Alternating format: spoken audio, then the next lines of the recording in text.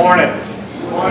And welcome to, as you can see up here, what is the 34th annual H.K. Douglas Cotton Memorial Lecture.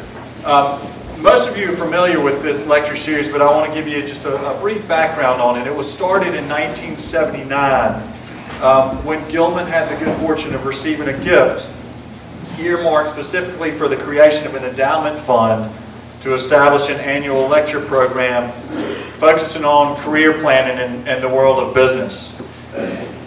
The lecture series was the wish of, as the name suggests, the donor H.K. Douglas Cotton to, in his words, instill in our students a better understanding and a keener interest in the world of business and economics. So this stipulation has been interpreted to include a wide range of professions, from law to sciences to business and industry. And I think today you'll see that we've got a great range of business experiences represented in our speakers. Mr. Cotton did not attend Gilman himself, but he developed an association with the school through 7 grandsons who attended here in the 70s and 80s.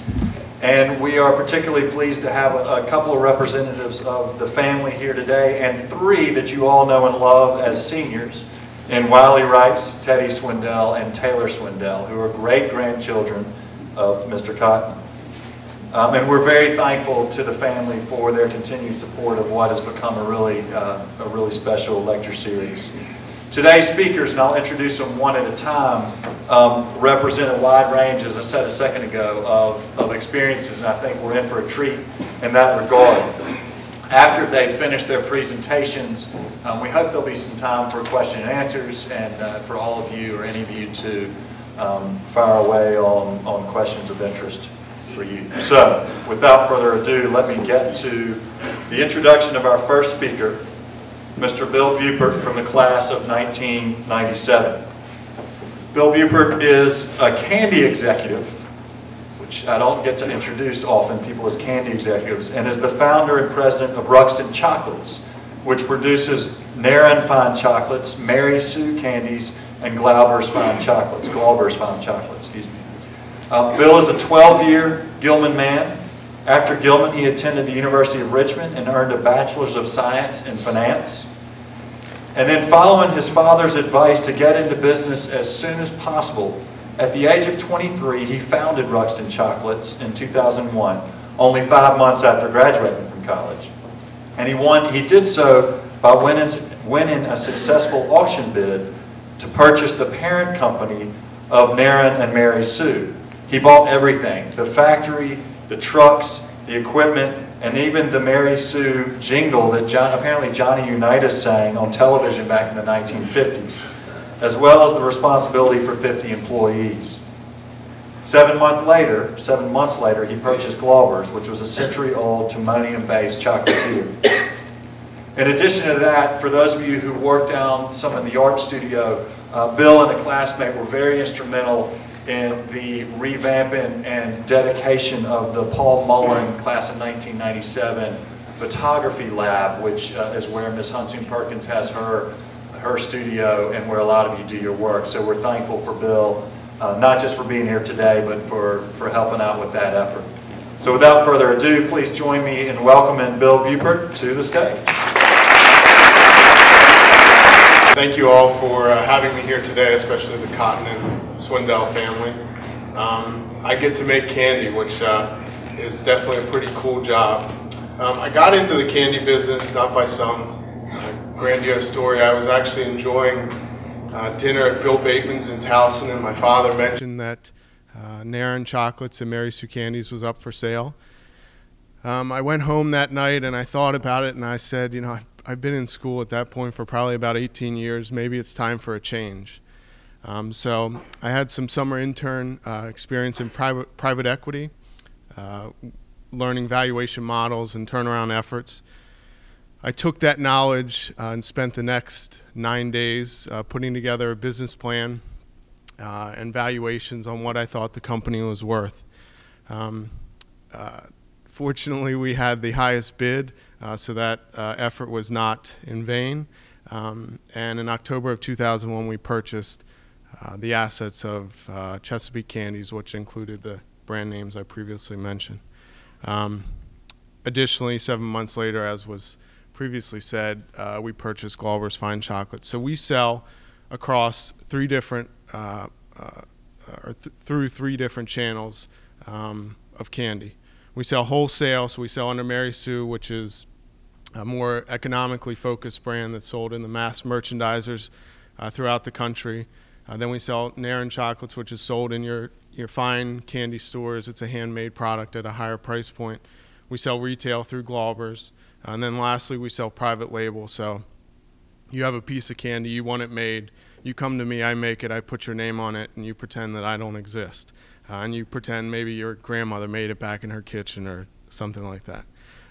Which is actually one of the best segments of the wholesale manufacturing market these days, because you have all these big chains that have built up all this brand equity, and they're looking to leverage it by selling products under their brand.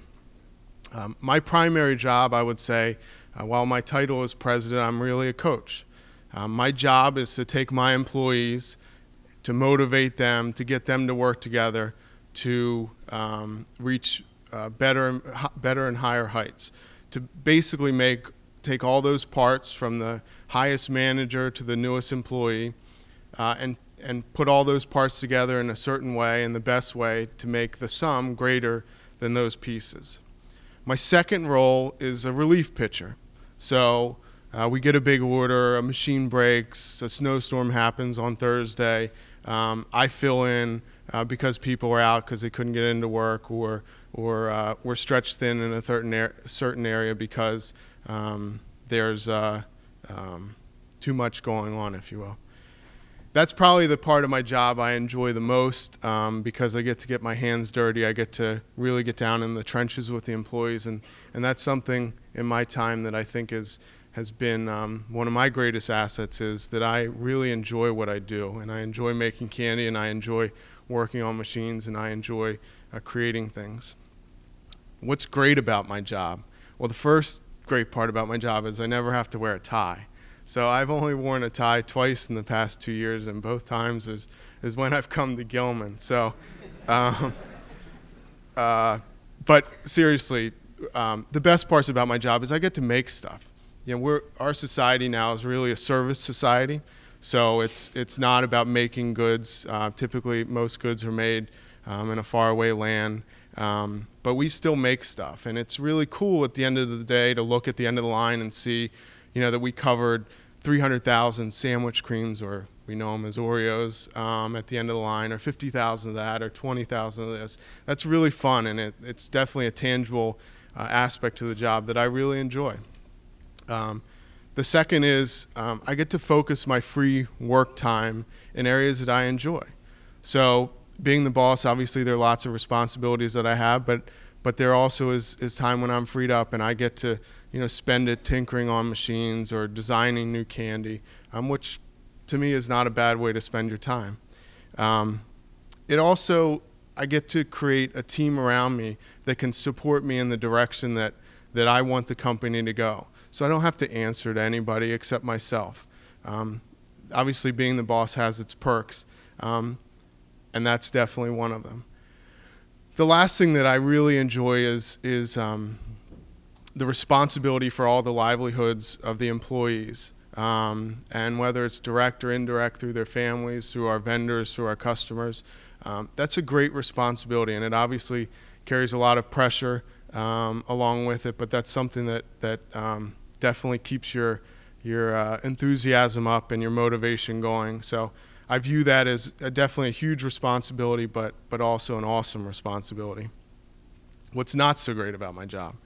There are few easy problems that I get to deal with. By the time it gets to my desk, if it was easy, somebody else solved it.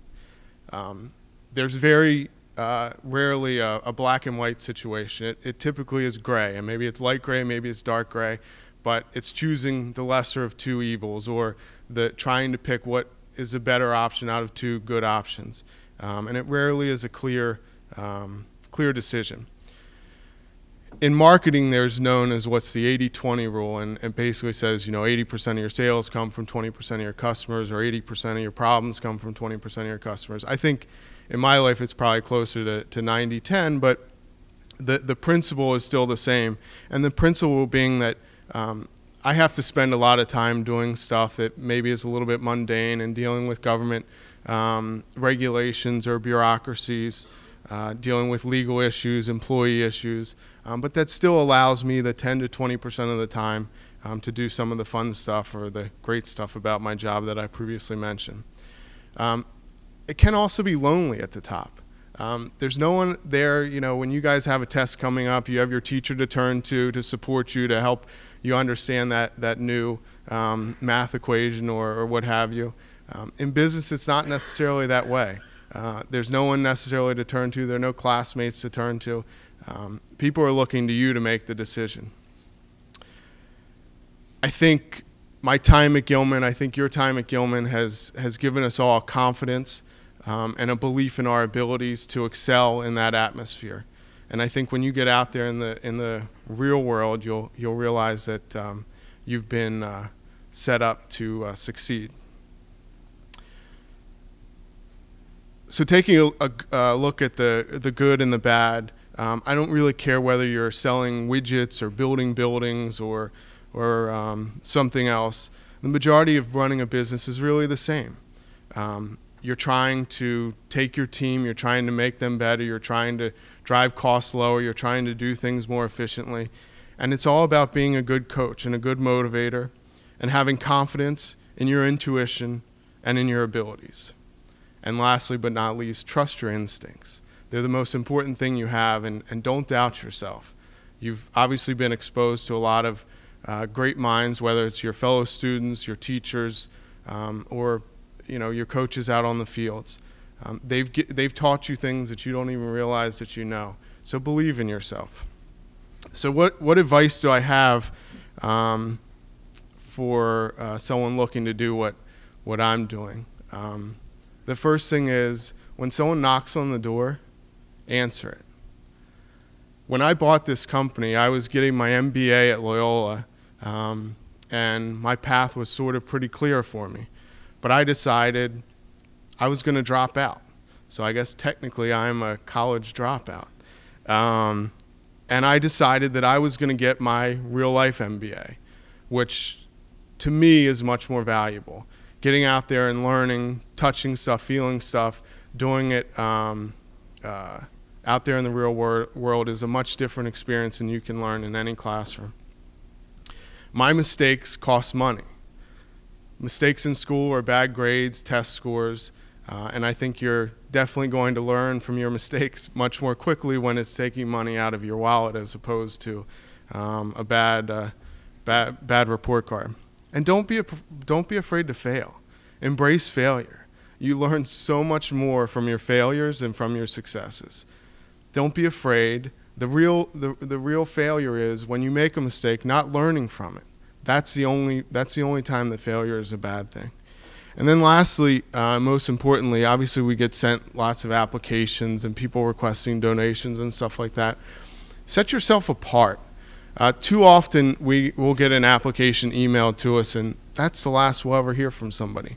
So that person, I picture them sitting back, kicking their feet up and saying, I tried to get a job. I sent over my resume. Hopefully they'll contact me. Well, I'm busy. My employees are busy. I want to see somebody that has passion. I want to see somebody that's a little bit different. So pick up that phone and follow up. Call the employer, call the school. Do something to set yourself apart. Show that passion. And I guarantee you, if you show that passion, the road ahead of you is going to be so much more promising than if you don't. So I appreciate the time here today. Best of luck to you all, and thank you. So our next speaker is Mr. Derrick Wang from the class of '02. Try to get the microphone right here. Mr. Wang is also a Gilman 12-year man. He graduated as valedictorian of the class of 2002. Some of you who might have older brothers may remember the spring musical Prom, which he wrote in his senior year. After Gilman, He attended Harvard, where he graduated Phi Beta Kappa, magna cum laude. He received his master's degree in music composition on a full scholarship at the Yale School of Music. Mr. Wang's compositions have received national and international honors, including awards from America's two major performing rights organizations, the American Society of Composers, Authors, and Publishers, and Broadcast Music, Inc., which you recognize as BMI.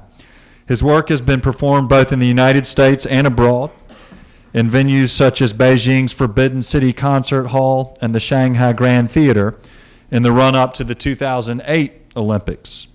In addition, he's arranged music for Marvin Hamlich, am I pronouncing that correctly? And for the New York Pops at Carnegie Hall.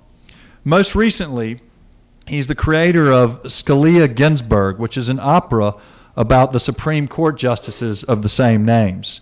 Scalia Ginsburg was introduced in June 2013 at the Supreme Court of the United States by NPR's Nina Totenberg, and the opera has received further coverage by the Associated Press, Bloomberg Law, the ABA Journal, and the Washington Post. This month, in February 2014, the Maryland Opera Studio at the University of Maryland will present a public reading of Scalia Ginsburg, and the Washington National Opera will also present material from the opera later this spring. Music is not his only interest.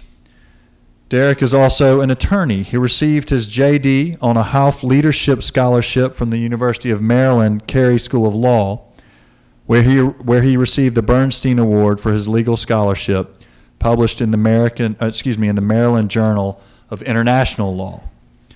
So with all of that, I'd like to welcome back to the stage here at Gilman, Mr. Derrick Wang.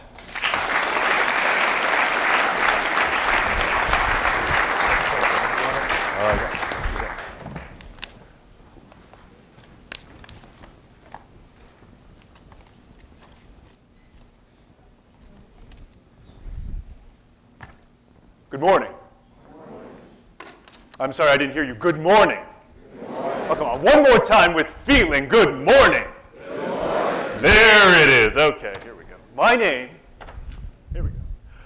is Derrick Wang, and I am here today to share with you a simple lesson that I have learned about how to live a creative life. In other words, how to expand the horizons of your world, how to accomplish the unexpected, regardless of whatever path you choose to take. So it is a pleasure to stand before you this morning, to speak before you this morning, and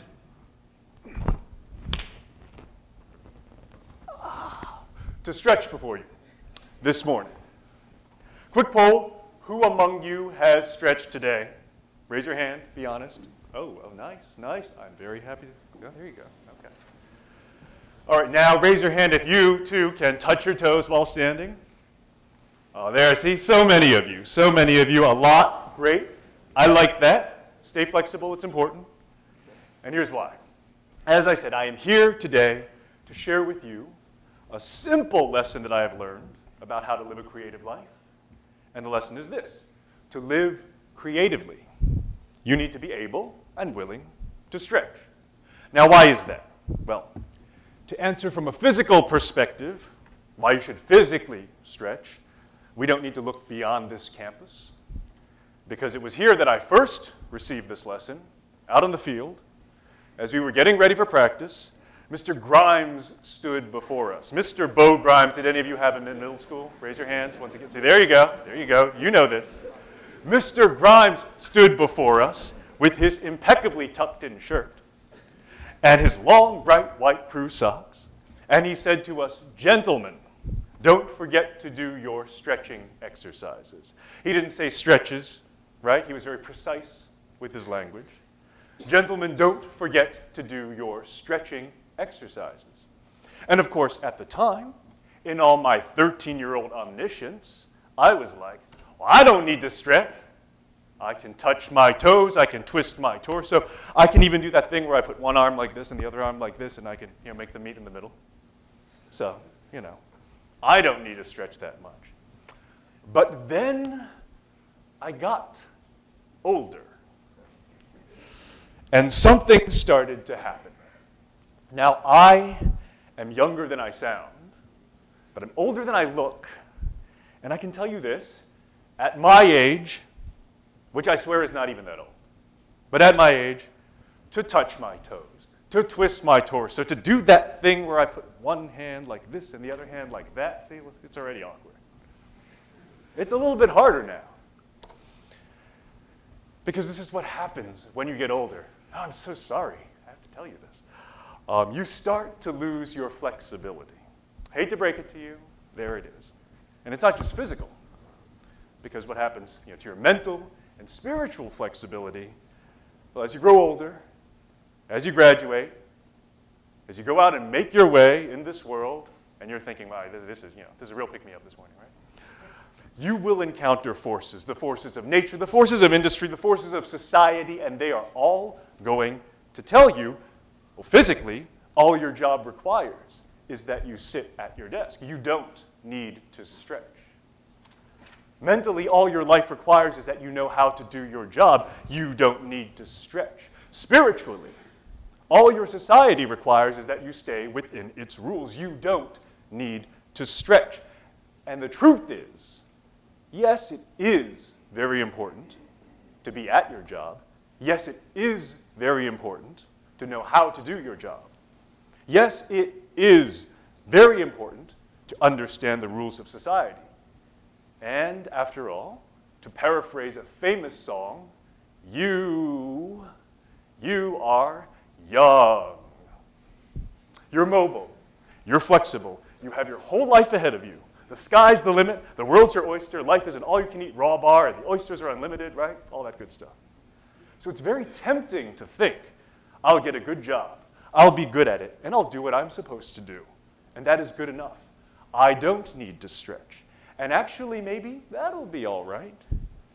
But if you want more than that, if you want to expand the horizons of your world, if you want to accomplish the unexpected, in short, if you want to live creatively, you can't risk having this become this, and eventually this, until one day, maybe you think you want to do something new, but it just might be a little late.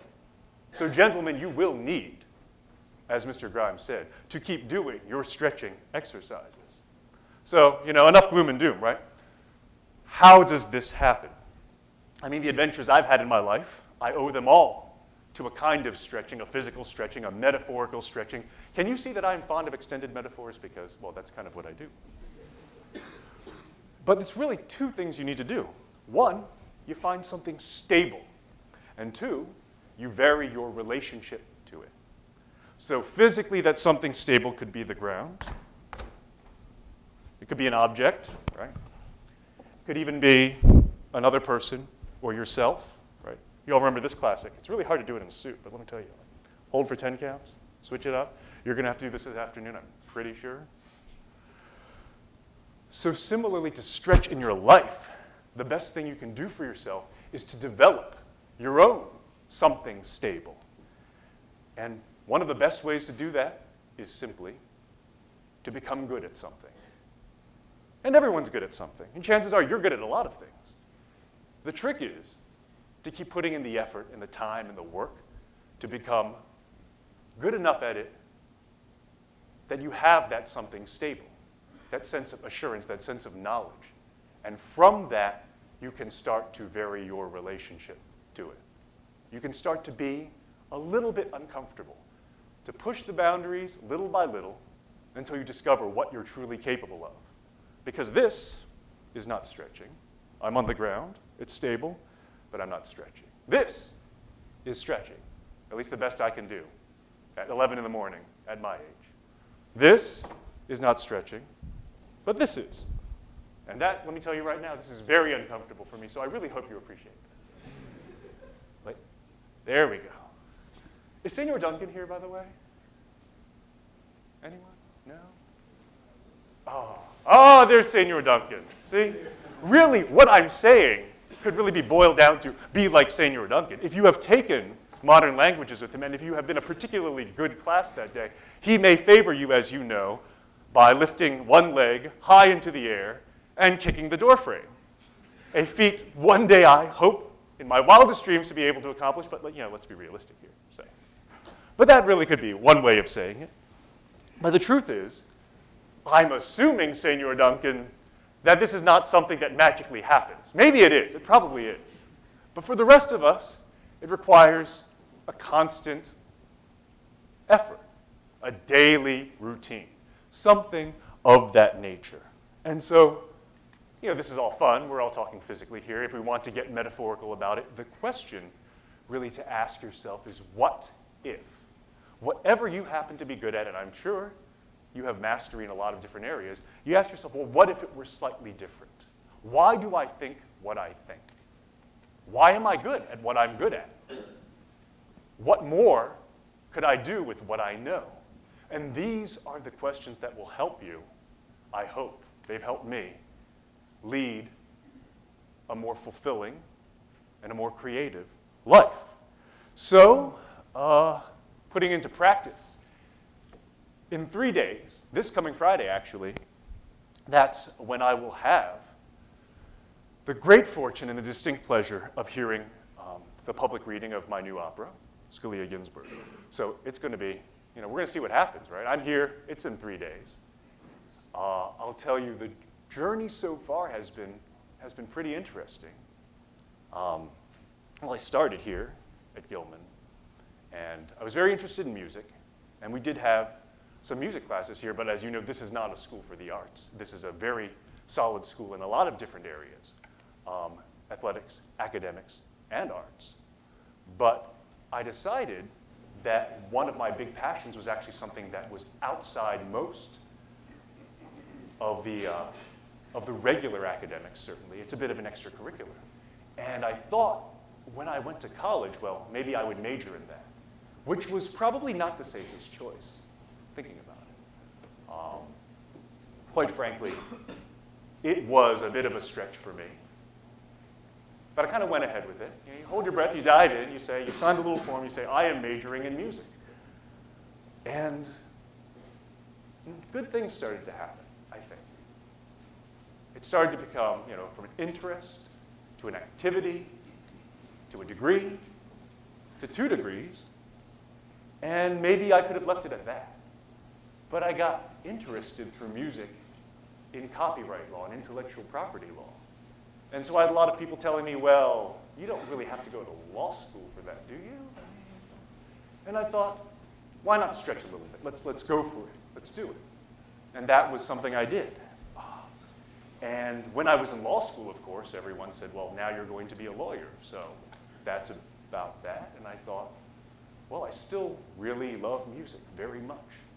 And it was on the brain, and I was reading all these cases, as one does in law school.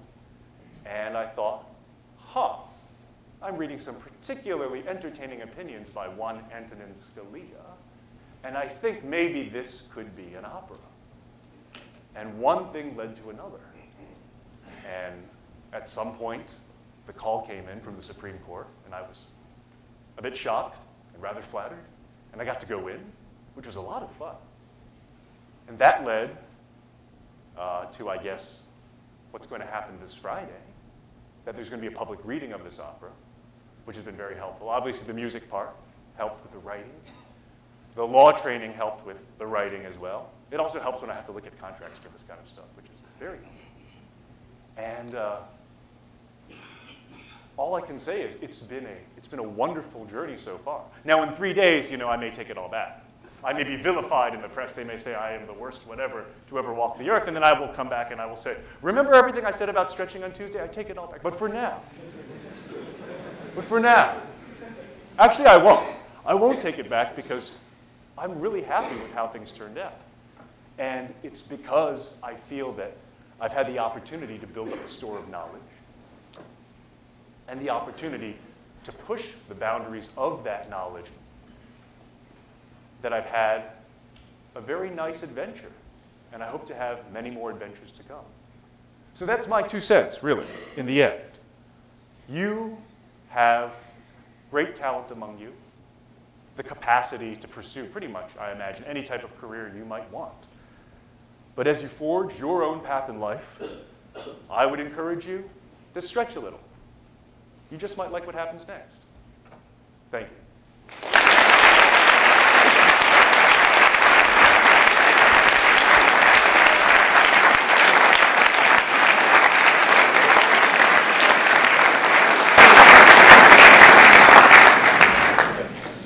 We've got a little bit of time for some Q&A. Guys, if you have any questions you want to ask, you know the routine. So guys,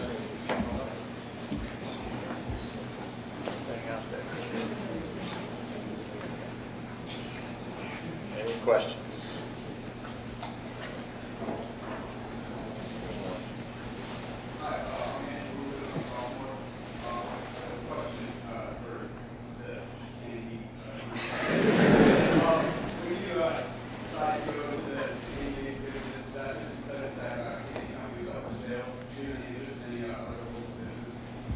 That's a great question, and I can say when I was sitting in your seat and all through college, I had no ambition whatsoever or thought that I would be in the candy business. And it gets to my point about there's so many similarities in all businesses. So don't think that as you sit here and think what you're going to be doing 10 years from now, just have the vision that you want to run a company or you want to be in control of something like that. Who knows how it's going to manifest itself? You might be building buildings or making widgets. It's really about the passion for building something bigger than you and taking your team and moving it to bigger heights. So no, I had no grand illusion that I would be making candy. And in fact, I'm not a huge, now I am, but I'm not a huge candy. So I definitely would have never pegged myself as a candy executive 15, 16 years ago when I graduated from Gilman.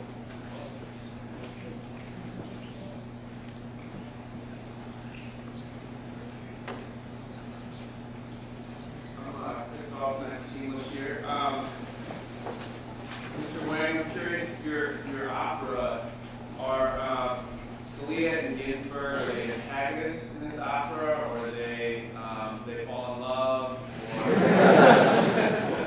what happens? It is the plot is a bit fantastical, but as far as the character relationship is concerned, I'm hoping it's relatively faithful to real life. That is to say, on a lot of political issues, they certainly disagree. Judicially, in how they want the law to be, how it should be determined, and what they think the philosophy underlying that should be, they are quite opposed on that as well. But not always. They agree on some things, certainly. I think the idea is that the media finds that a little bit less interesting to play out. But in spite of disagreeing on a lot of things, they are actually best friends in the court in real life, which I thought was pretty fascinating. Actually, even more fascinating, they go to the opera together, and then from time to time they will appear together as extras in the opera. Whether they will do this for this opera is a completely different story, but there it is. So as to answer your question, that's sort of the relationship. I'd say it's sort of in that buddy comedy territory.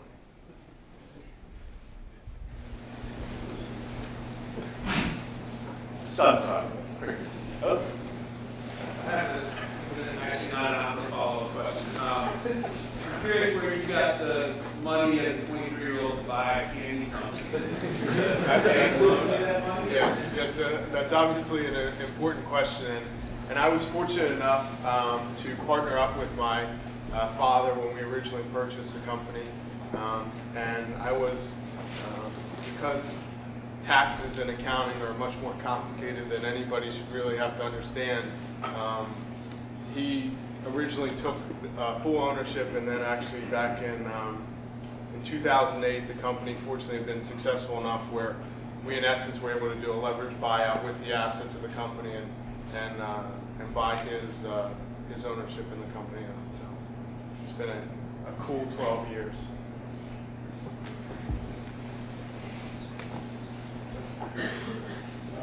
Derrick. Oh. I'm one of Derrick's classmates. Full disclosure.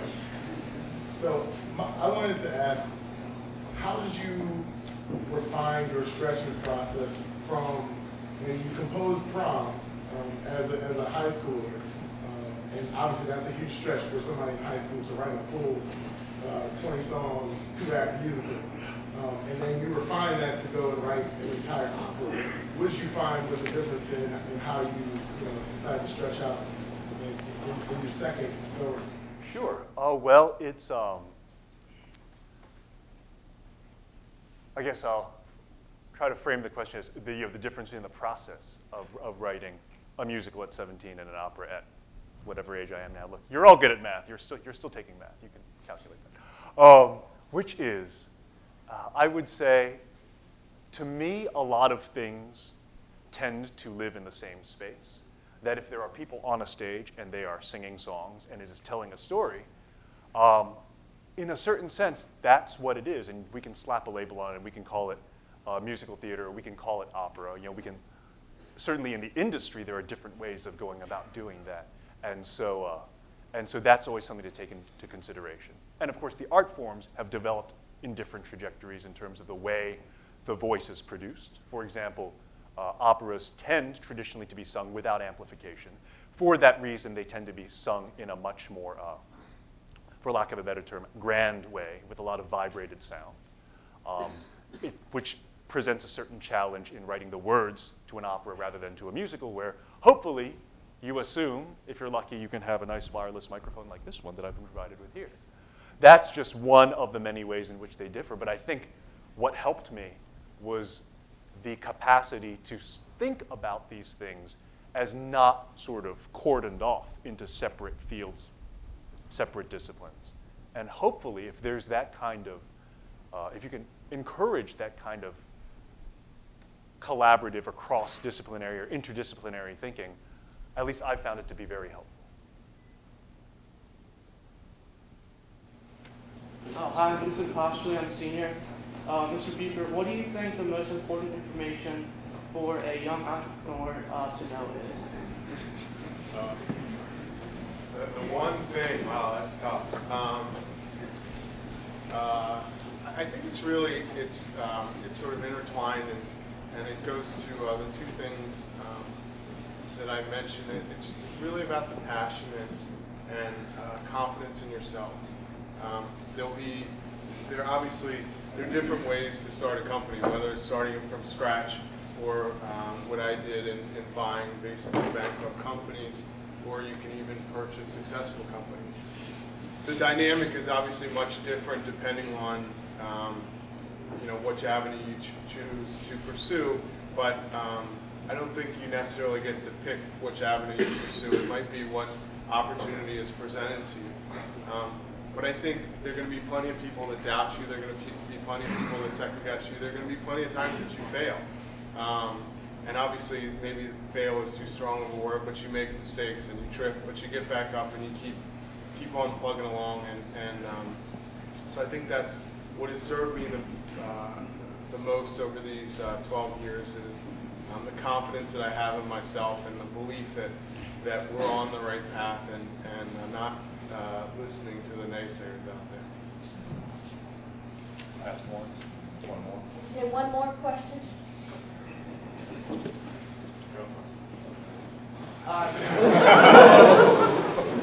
Can we do both? Hi, my name's Derrick Pfeiffer, I'm a senior.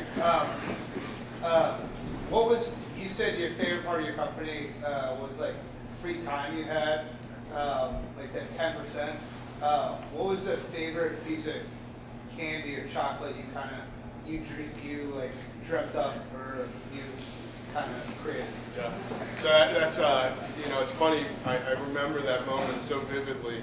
I was trying to make a piece of candy. We have deadlines for Christmas candy, and it's typically around the first week of March for us to present it to our customers. And I was trying to make this combination of peppermint and dark chocolate, and I've been working on it for a couple hours, and it was sort of a delicate balance between the chocolate and the peppermint, one not being too strong as opposed to the other.